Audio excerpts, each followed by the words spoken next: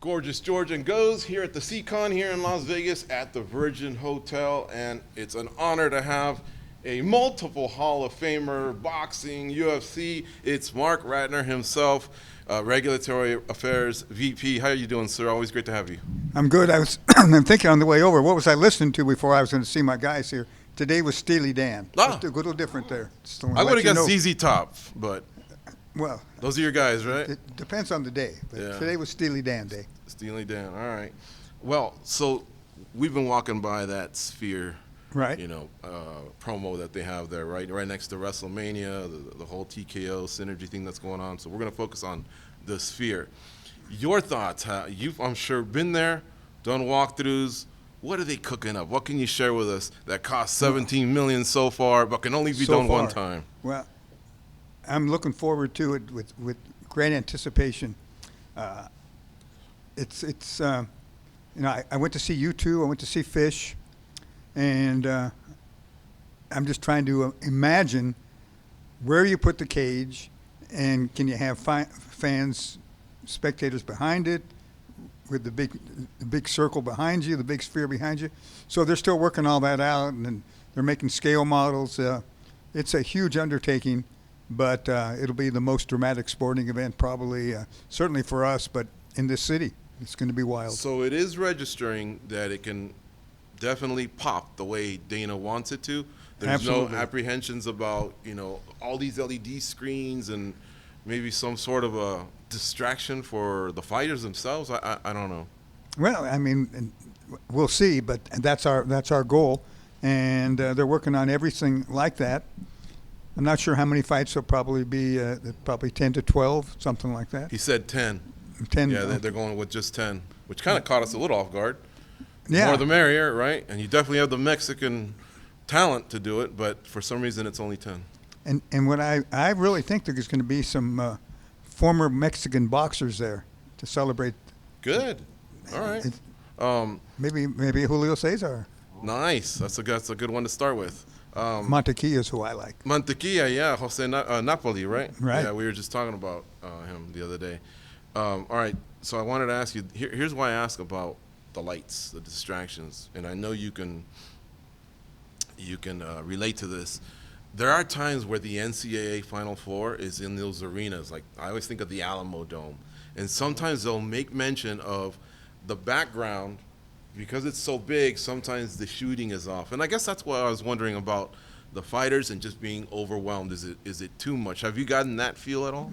I haven't yet. I know they're having not daily but weekly meetings about this. It's not that far away. It's already 2 months away. So, yeah. So, we're fully engaged, and it's wild. What do you anticipate as far as fans go? Do you feel like they're going to be watching the screens more or looking into the cage, or a mixture of both? I would definitely think a mixture, because even now, when we're at that T-Mobile, when the guys are on the ground, they're looking at the screens. I have a video monitor in front of me, and I'm sort of monitoring the broadcast because sometimes our announcers say some rules that aren't there, and I have to tell the producer, that's not quite the rule. So I have to listen to it and watch, but. No, it's the kind of sport, and I think with all the visuals there, it's going to be amazing. Yeah. We've heard from Dana White say, hey, this is going to be a one-and-done situation. But we've kind of heard that from him in the past, and he's changed his mind. How hard set do you think that is? If they come in there, if you guys walk in there, knock it out of the park, do you think he could change his mind and maybe we could see something like this again? I believe he said that we never have women fight in the UFC. Mm-hmm. So who knows? But let's get through the first event done, and we'll see. He also thought lightweights weren't necessary at one time and closed that division, and it's probably your most marquee division ever. Things change always, and it's a very exciting time with the UFC right now. We're busier than we've ever been, drawing unbelievable crowds. We were in Denver last weekend, had a sellout there. In St. Louis, we had a sellout, and it's good to be back on the road. We're going to Manchester next week. I'm looking forward to that. Be a good one there. So we're hot right now. Do you remember, just because you brought up Denver, UFC 1, Do you remember in 1993 just thinking, hey, what was that? Did you kind of have that I guess, shock over? Not in the beginning, because I was just peripherally aware. I certainly. Those were your NSAC days, right? Right. Okay. I saw videos later on, and in my Nevada Commission days, we didn't approve the sport, I believe, until 2001. Mm-hmm. So it took us a little time, and we had to get the rules really unified rules done. Once we got that done, then we were able to do it. You know, George brought up where we're at now. He brought up UFC 1. Many times when we were doing our shows, we would talk about we're in the leather helmet stages. If we're going to compare it to football, we're not in the leather helmets anymore.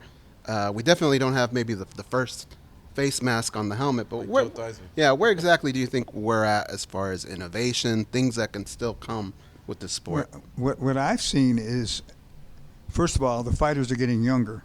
They're starting earlier, and that changes everything. And the techniques are different. We never had, in the beginning, calf kicks, and that's such a huge thing now. I believe the sport is getting safer. My part of the world is trying to make the officials and the judging more consistent. That's an ongoing battle, whether it's boxing or MMA. We're having more seminars, more Zoom meetings with the judges, especially. The referees are getting better. The tough part for me is when we go to any of these other cities, every commission thinks that they have the best in the world. And I say, well, you should supplement them with some of these world-class officials, because it's a lot different with 17,000, 18,000 people in the arena than a little small hotel showroom or ballroom with 2,000. So we're constantly working with the commissions. And when we go to these places, whether it's Herb Dean or Beltron or any of our guys, I have seminars with these different referees before the fights. I believe the next one's coming up as well, ABC in Louisville, Kentucky, and I believe there's some judging seminars, reffing seminars, yes, courses here in Las Vegas. John McCarthy teased that knees to the grounded opponent could be something by the end of the year. He told us that a few months ago. Your thoughts on that, and have you heard anything that maybe they might approve it finally this year? And is that something you're in favor of? I believe that, and I'll be going to Louisville just to listen to some of these conversations. I think knees to the head is what you're saying, or kicks to the head. They will not be legal as long as you have your knee or part of your body on the ground. I think the big change is they don't care about hands on the ground, and because the fighters are still pulling them up and putting them down and trying to game the system. So I think now it's got to be the knee. Knee, if you were on your butt or on right, your shin or something like that. I think I'm not sure exactly how they're writing, but something more to that effect. You're in favor of that? I am, yes. And you're not in favor of knees to a grounded opponent, even if they had their knee down? Yeah, I'm against knees to the head on a grounded opponent. Is it just in general because of the impact, or is it because of what they talk about, the isolated incident where if someone's head is against the cage, like a wrestler puts you down, and there's no give, right? You pin someone down, and then all of a sudden you send a knee. Yeah, I mean, it's still about safety. I think visually it looks terrible. Personally, I don't like to see a guy with his that's grounded get kicked in the head. And as long as you're bringing up rules, I still do not endorse open scoring. I think that's a path that I and the UFC, we don't feel strong. We feel strongly about not having it. So I'm still an advocate for that. Can we talk about why? There's many reasons why people want it, and then there's many reasons why others don't. But what do you feel strongly about why they shouldn't have open scoring? Because it's been coming up. Yeah, it'll always come up. Well, here's a superficial reason. One of the reasons that's not as germane as some. The most exciting part, whether it be boxing or MMA, is after a title fight and we go to the decision. And you're waiting for Michael or Bruce Buffer to say, you're sitting in your seat, sitting on the edge saying either new or still. I would hate to lose that moment. That's a huge, huge moment. We tried it in boxing. We had it like a 10-round fight. After 7, the guy knew who was winning. He started running. Mm-hmm. Now we're talking about a 3-round fight. And Like a Four Corners, North Carolina back in the day? yep, Okay, the clock's your ally. Yeah. absolutely. And that reminds me of UNLV, North Carolina. They went to the 1977 Final Four. They went to and Reggie UNLV Diaz? still almost beat them with Robert Smith. Yeah.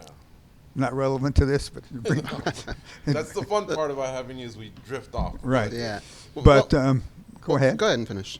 No, a 3-round fight or a 5-round fight. That's what we do. And if you know your fighter's ahead after 4 rounds in a 5-round fight, he might as well just get on the ground and hold the guy down if he can.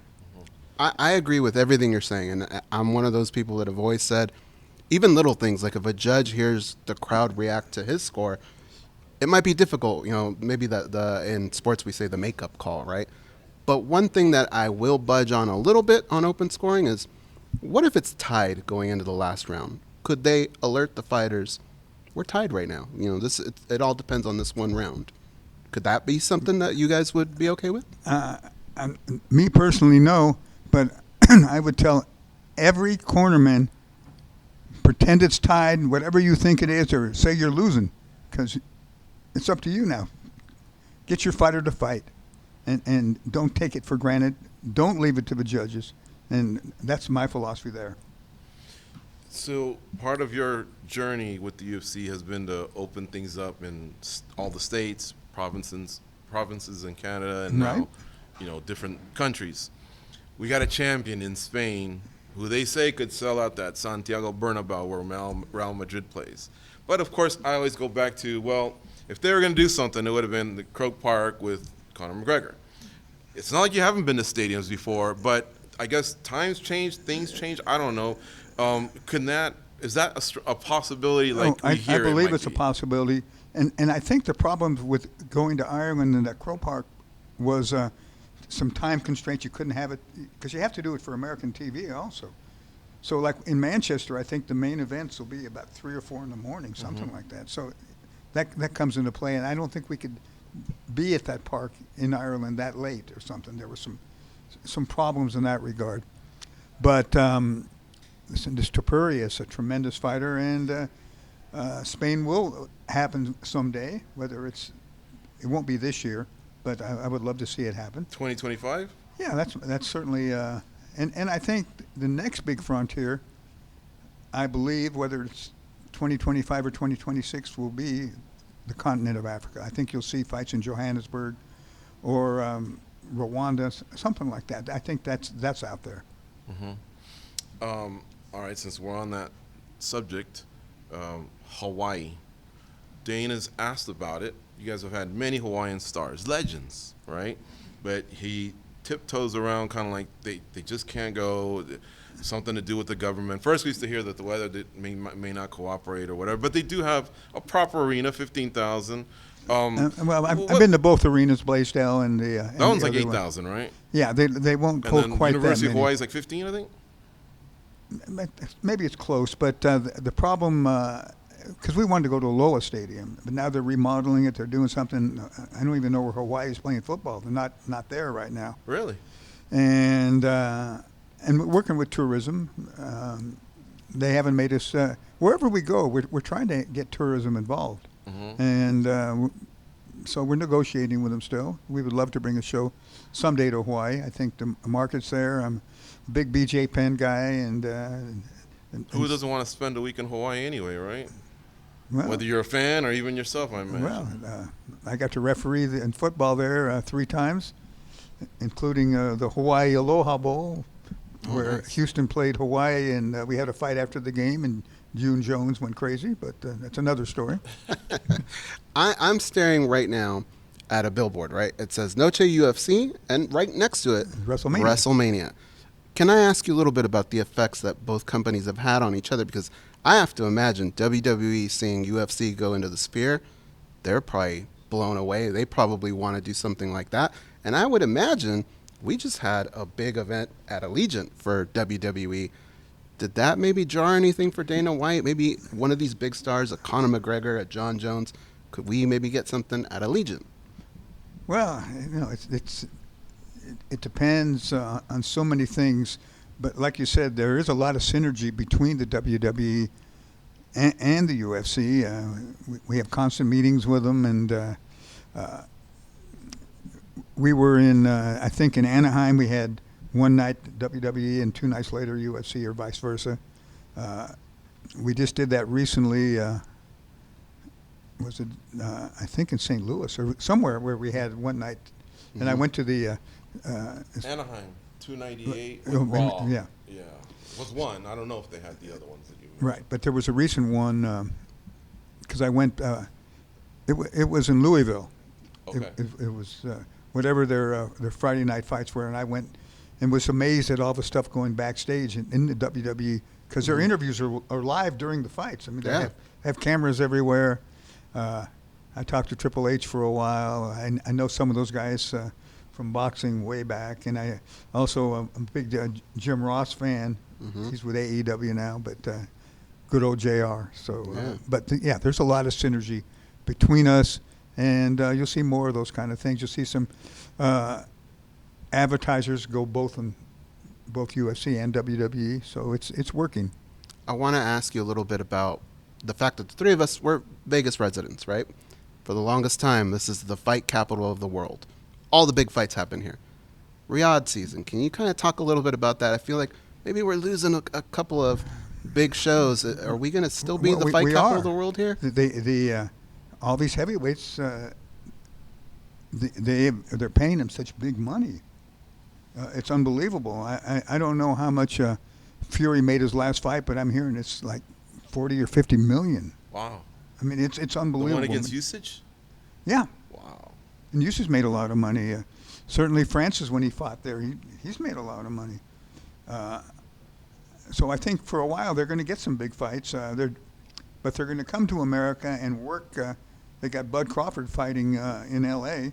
That's a Saudi Arabian card, but it's outside in L.A. At the whatever that tennis stadium is, or that soccer stadium. So I think maybe you'll see some more synergy that way. Would you have, back in your day, approved of Tyson versus Jake Paul? I personally am excited about it, but there's some people that feel like he's too old to compete. I mean, when you see him still training, he looks like he could still knock any of us out, you know? Well, but what are your thoughts on that? Well, I'm a boxing purist. And so I don't like those kind of fights. I'm happy for people to make money, though. Yeah. So some of these fights, the Ben Askrens of the world, when they fought some of the stuff, they made good money, which they maybe never would make just fighting MMA. Mike's such a good guy. I mean, we go back to the bite fight and before, so. The $3 million? Yeah. So that was you, right? That was me. But when I see him, he's great. I think it'd be very tough for my commission back then to let any kind of a 50-plus-year-old fight. So I doubt if we would have approved it back then. Times have changed. I don't know what the Nevada Commission would do, the current one. So it's interesting, but yeah, I'm interested in the fight. Jake's better than people want to give him credit for. He's a fighter now. He's been training for 4 or 5 years. Look at brother Logan. He's a tremendous wrestling talent. So, and they brought a lot of attention to the combat sports, and they're brilliant marketers, so I give them credit for that. Who do you feel is the greatest combat sports athlete of all time? Dana White has been saying John Jones. I think we can all agree he's the greatest MMA fighter of all time, but he's even gone so far as to say greatest combat sports athlete of all time. It's hard for me to discount Muhammad Ali, I mean, or Ray Robinson, or I want to say not Pretty Boy Floyd, but Money Floyd. Money Floyd. I think Shane Mosley hit him once good. The rest of his career, he hasn't really been hit. That's how good he is. Certainly John Jones in MMA is unbelievable and really hasn't been tested except once. So, Do you think the boxers still have that historical advantage over the MMA fighters in terms of in all of combat sports for them to be still named the greatest? I think that you have to separate them. I think boxing is a completely different sport, and I wouldn't even compare the two. I think that to be a great MMA fighter, and consider the GOAT, as they say, it's got to be strictly an MMA practitioner for me. I thought Henry Cejudo was a good example of a great combat example. sports athlete who did well in the Olympics, freestyle wrestling with a gold medal, and then he won 2 titles, just like John Jones, and then defended both different weight classes. So I thought maybe he had a say, I guess, in that, a seat at the table, like they say, or maybe even Alex Fajeda. Alex Fajeda was a world kickboxing champion at Glory in 2 different weight classes simultaneously and defended both. And then look what he's done in the UFC. Like, I don't know, something about, like, if you've done something like, these guys are Bo Jacksons now, you know what I'm saying? Oh, no question, and tremendous fighter, and that kick he landed on Prochaska's head, I can still see it. I mean, it's amazing. Yeah, I mean, those are great examples. Henry, one of my favorite fighters, tremendous wrestler, and to win the gold medal, yeah, and then come over. So those are fair comparisons. Mark, But John Jones is pretty special still. Yeah. very special. And you know what? On the topic of John Jones, it's been a minute since we've seen him. It's been a minute since we've seen Conor McGregor. For us covering the sport, the things that we talk about on the daily basis, when they get shelved, it just feels a little different, right? What has it been like for the UFC not having these 2 big stars? Is it a different feeling, or does the show just march on? Because there's also business-wise and money-wise, they generate so much. Well, we're hoping for Madison Square Garden for John Jones. That's certainly our fervent hope. Unfortunately, Conor got injured, his leg and his toe and stuff. Otherwise, he would have fought. I'm not sure when he'll fight again. But, yeah, I mean, they generate a lot of interest, a lot of money, and the fans still want to see him. So I'm hoping that they both can fight this year or early next year. Have you ever been brought into the matchmaker meeting just to get an opinion on anything related to matchmaking? The only thing that it's more venue meetings I go to than the matchmakers, because they'll ask me about, well, what do you think about this commission or that commission, and I can give them more insights that way, and some of the rules and financial stuff, and what percentage do they get of the taxable stuff. So yeah, I go to those, but Mick and Sean, they know their stuff so well. I mean, they're on 24 hours a day to get calls, and I mean, look what we did a couple of weeks ago, getting. I mean, it's the most have. Dan Ige luckily was licensed to fight, and he fought a good fight, and he won the 3rd round. I mean, that's one of the most amazing stories in my career with the UFC. That, and I give Hunter Campbell all the credit for that, being able to reach out to Dan, but for Dan to fight, and you know, he told me he was having a massage, and they said phone was turned off. He was you want to fight today in a few hours. So we weighed him in. I was at this little impromptu weigh-in to make sure they both weighed under 165. The super lightweight division, right? It exists. Yeah. It doesn't exist in the UFC, but, no, but ABC recognizes it. Because they'd already gained weight, or the opponent. Yeah. So how many times did he make weight? He started at 145, 155, 165. Yeah. Lopez, yeah, that was crazy from his who's end, a tremendous fighter. And it turned out great, and but what I don't want to, but he was so good, Dan. I was so proud of him taking the fight and fighting that good. Well, here's why I asked you that matchmaker meeting, because you're going to be in Manchester, right? And if Tom Aspinall does something special, Mark, I'm sorry, man, I'm just not interested in Miocic versus Jones. I'm interested in the unification of the undisputed with the interim. And you're a purist as well, so that's why I was curious if that happened and they just pulled you aside and said, what do you think, Mark? What are you in favor of? You like that Legends fight, or would you unify? Well, I think that fight's been signed for a long time. As a fan, sure, you always want to see especially if Aspinall looks real good. But it's going to be Miocic, it's going to be Jones, and the winner, I'm sure, will fight to Aspinall. Mm-hmm. And that other comment I made, Dana's dead set against adding more weight classes. But that's why I mentioned the super lightweight division does exist. The UFC just doesn't use it. But have you ever given an opinion on 165, 175, 195? I know that the pushback is we don't want to be boxing. Well, boxing's 105, 108, 112.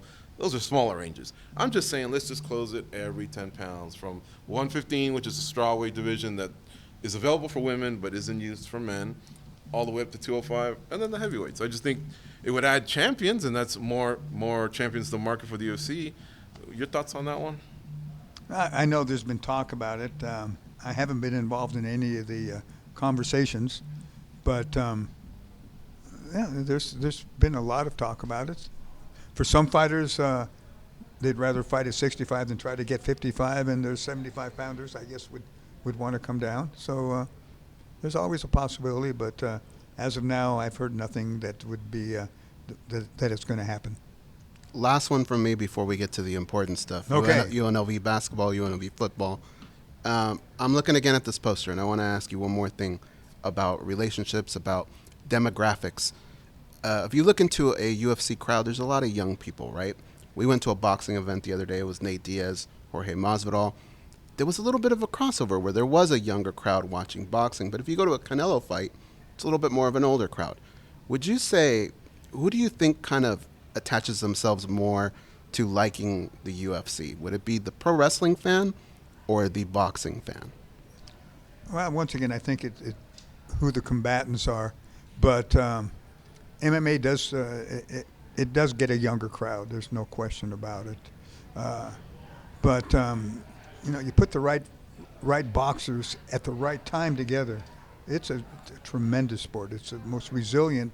Every time they say boxing is dead, it gets better and better. And Canelo was certainly one of the best that I've seen recently. And Floyd fought him at a perfect time when they fought. So right now I'm a Bud Crawford fan. I really like him. I was hoping Shakur would look a little more active last week. I was also Teofimo I like a lot. We saw him in Anaheim the other day at the Diaz and Masvidal. He was in the press room. And when you think about Diaz Masvidal, those are UFC fighters that have taken up this boxing. So they did get a lot of our fans, or a lot of crossover MMA fans. You would have loved it, Mark. It was 18,000, yeah. And it was about 15,000 with 6 fights still to go. It was rocking. I mean, it was really, really loud. You would have been proud of your guys, man, because they did come over from MMA. They brought people over. They did a hybrid card with some boxers. Mosley Jr. and Jacobs were on there. You know what they did that was really brilliant? Was they brought Fernando Vargas' son, Amado. He can fight. He I like sure him. can. And Ryan Garcia's brother, Sean. They're from Victorville. You know where that's at. I do. And then the other guys are from Oxnard. Now they've relocated to Vegas.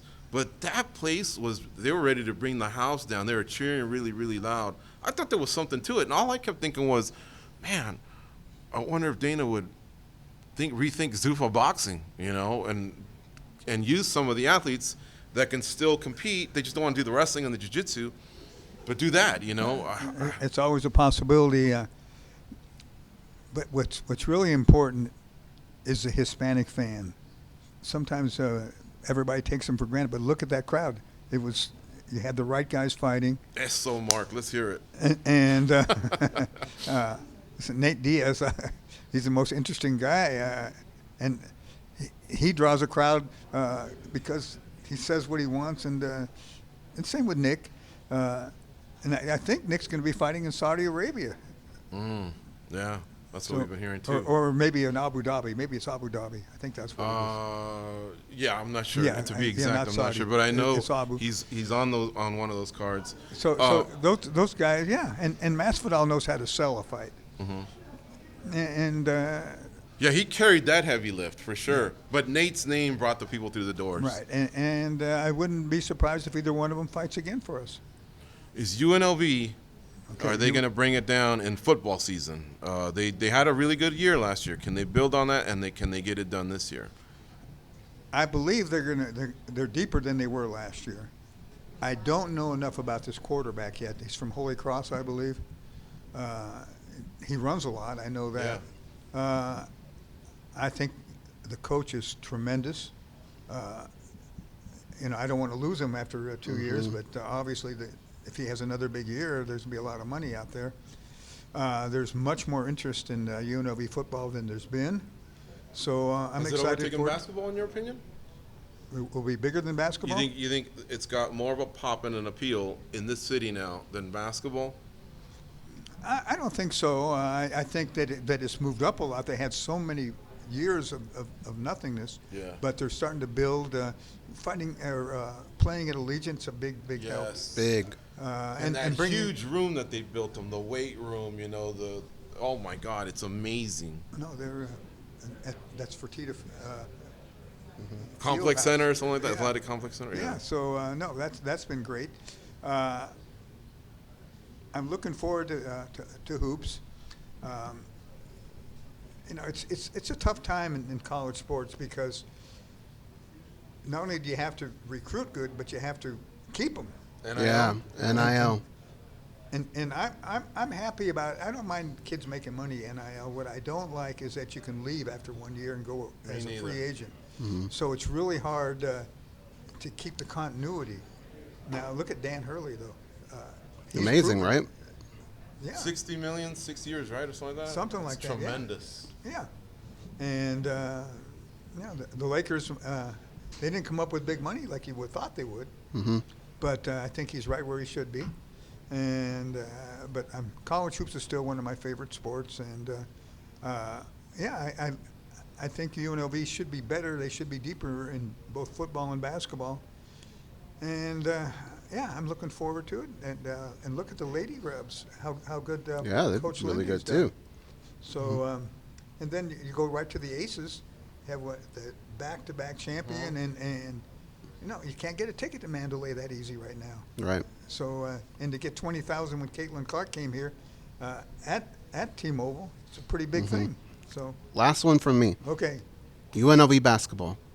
How important was it, the NIT tournament, what that did to kind of lift everybody up, recruiting-wise, team-wise, program? Would you like to see more of that if they don't make the tournament this year? well, I want them to make the tournament. The NIT was so they won a couple games right away, and then they had to go to the home court for Seton Hall and play in a small arena. That was tough, but they had a good solid year last year, and from what I understand, they're going to be deeper this year, but until you see them play, you don't know, but it's not that far away. I did want to follow up on one thing. This will be my last one too. I also don't like them leaving after one season, but like we said, we want them to make money, and a lot of kids can play at the higher level. Would just going one more be like a good negotiating? Like, hey, let's keep them for 2 seasons or something like that. What would be your thoughts on that? Right. And do we have Barry Sanders to thank for all this? Wasn't he the one that kind of fought for that Way in the back, late yeah. 80s? And the NIL is really the two brothers from UCLA. Lonzo Ball, the basketball guys? No, yeah, it was. One was working at Finley Olds as a salesman.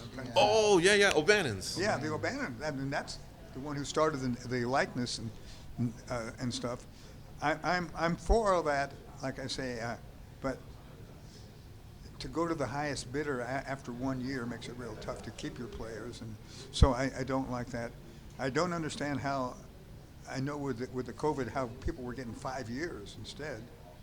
That changes stuff, but eventually that COVID stuff now has stopped, and so I would think it used to be 5 years to play 4, but it seems like there's a lot of guys who had an extra season. But now it's an interesting time, but to get allegiance from the fans, you need to have some kind of consistency, and that bothers me. And that's the other thing about football. We lost a lot of the natural rivalries nationwide. And I The wonder how that's conferences going to work. jumping that they have, and the transfer portal. It's not the same. It's just not the same. It's pro sports at a college level. Yeah. Juan, thank you so much, Mark, for coming by. We always love having you on MMA Junkie Radio and just jumping from topic to topic. We always start with the MMA, boxing, finish up with some college sports. But it's always a blast, and it's an honor always right. to have you on. And I am doing some clock work at Summer League, so I have to keep my hands in, so it's fun to go there too. Nice. Are there a lot of stars that go to that from the NBA? Do they come out and support the young guys? I know LeBron usually makes at least one appearance per year. I think he was there for Bronny's first game, but there's a lot of players, NBA players, who I saw Jaylen Brown the other night when I was running the clock for Boston, and they're coming out. They like to see their teams. Yeah, I heard Bronny didn't exactly light it up. He had a tough game the other night against Boston. And I'm a Lakers fan, but I want him to. He'll be okay eventually, but right now it's tough. He's not big, but he's solid. Yeah. All right. Well, thank you again, sir, for stopping by the SEICon here at the Virgin Hotel in Las Vegas. This is Marc Ratner, UFC Hall of Famer, and he's in multiple boxing Hall of Fames. It's always great to have him on. My pleasure.